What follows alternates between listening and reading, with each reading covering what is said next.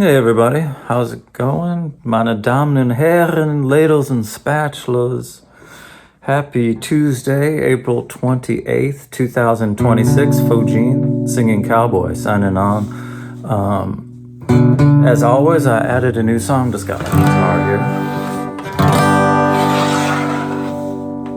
As always, I added a new song to the mixed up files of Mr. Matthew T. Schindler over on Bandcamp today. Every Tuesday, I add a new song and kind of talk about it here or write about it. Sometimes I just put up some pictures. Depends on what my energy level is. Today, I'm feeling pretty good. And, I painted on the mustache, and here we are. So, the song today I added, it's called The Girl in Orange. And I made this demo in 1999. I went to the Turf Club. The Turf Club in St. Paul, Minnesota is one of the great music rooms in the United States of America. When I came out here to San Diego, I finally went to the Casbah when I got here. And the Casbah is kind of like the Turf Club and 7th Street Entry put together in San Diego. And it just kind of made me feel good about, okay, in the United States, there are these great rooms in different places, and there's this continuity. There are the people who care about music in a certain way, and care about supporting live music in a certain way. The Casbah is one of those rooms, and the Turf Club in St. Paul, Minnesota is one of those rooms. And the song today, The Girl in Orange, Demo 99. I wrote that song. One day I walked into the Turf Club. I was single at the time. And I walked in, and the pool tables are over to the left when you walk in. And there was a girl, and she had an orange, like, cable knit sweater, turtleneck on, and an orange skirt, and maybe orange tights, and some suede boots that weren't orange proper, but close. And she had hair, most of them do. And boys and girls have hair. My son, when he was real little, he said, "Dad, why do boys have eyelashes?" And I think I said, well, everybody has eyelashes, and it's to try to keep the sweat and the dust out. And if you cry, sometimes it helps hold those tears. And I almost cried that night because I walked into the Turf Club and there was the girl in orange. And I was like, whoo! I don't know if she just came from an office event. I mean, most of the people at the Turf Club, it's not a dress-up place, but this gal was kind of like, and I think she could see in my eyes that I had designs on her. And I made it known to her friend that I was interested.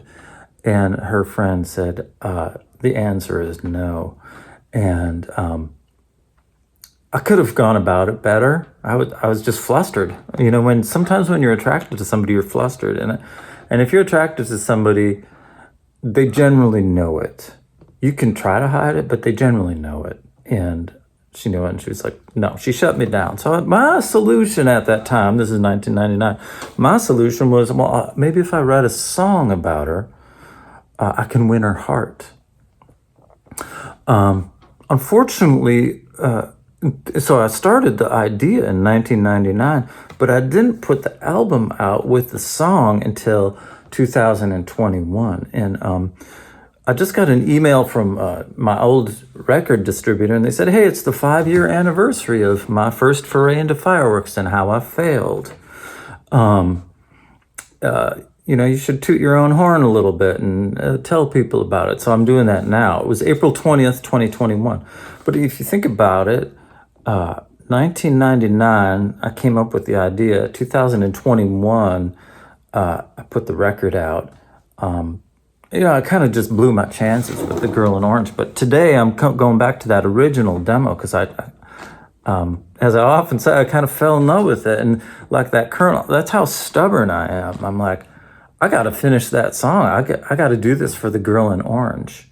Fraulein N, I believe her name was Fraulein N. And share that song. But I failed. And funnily enough, and I think this is the newsletter here on Substack, but down below on the Substack newsletter, I'm going to share a video. In 2017, I had convinced my friend Eric.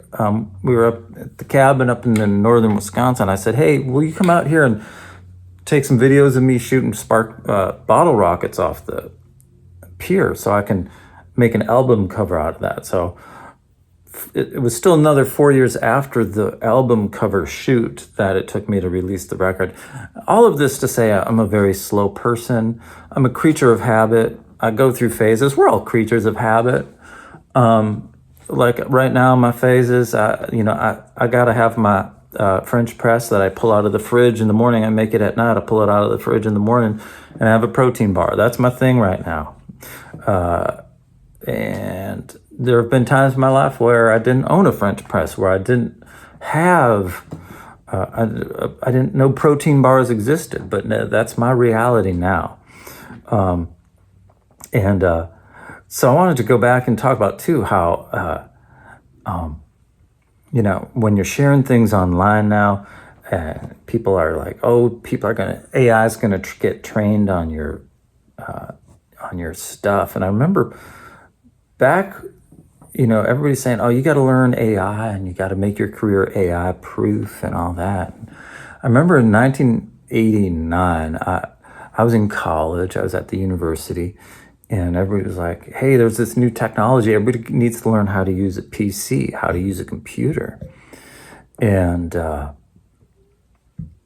I was like, I'm pretty content just typing up my papers on a typewriter and handing in my stuff that way.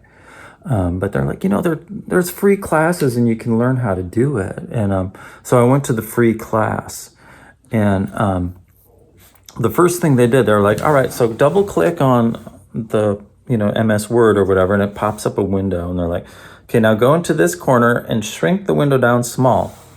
So I made the window really small and I got distracted for a sec. And then they're like, okay, now pull it back out. And I didn't learn how to pull it back out. So, and they kept giving directions and the yada, but I just had this tiny little window of Microsoft Word. And I was too embarrassed to ask, how can I get the window back? So I sat through the class and I didn't learn anything. And after that class, I'm like, I'm not going to go back. I don't want to learn. I think I can get through life without knowing this.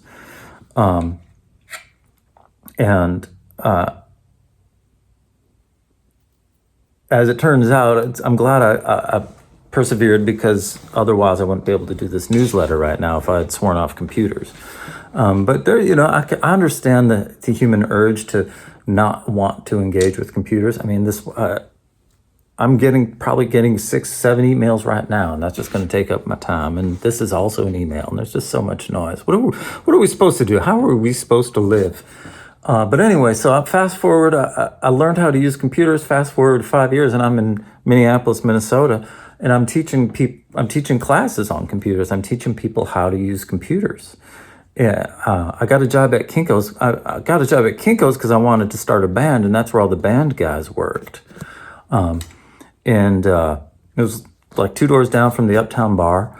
And, we all walked around and we all made minimum wage and carried our checkbooks with us and cashed checks for $20 and then went over to the Uptown Bar and Wicked Wednesdays and all that jazz. And, we tried to get our gigs there. But I was teaching computer classes all of a sudden. So I overcame my fear and my shame of not being able to say, hey, how do I fix this? And I slowly learned how to use computers. So every Tuesday and Thursday, I would have 5 older people come in to Kinko's, and I was supposed to teach them how to use PageMaker, which is now called InDesign, Photoshop, and MS Word. And I had this one student, her name was Maxine, and I'm going to say she was in her 70s. She must have been a flapper back in the day, because she had a black felt hat on and a black felt jacket. And she just looked great, and she was awesome. And I'm teaching people how to use Mac Write Pro too, or something like that. And she would stop me every 30 seconds and say, you know, this is all fine and dandy, but how do we stop people from stealing my ideas? And I said, you know, Maxine, you just don't plug your computer into the internet.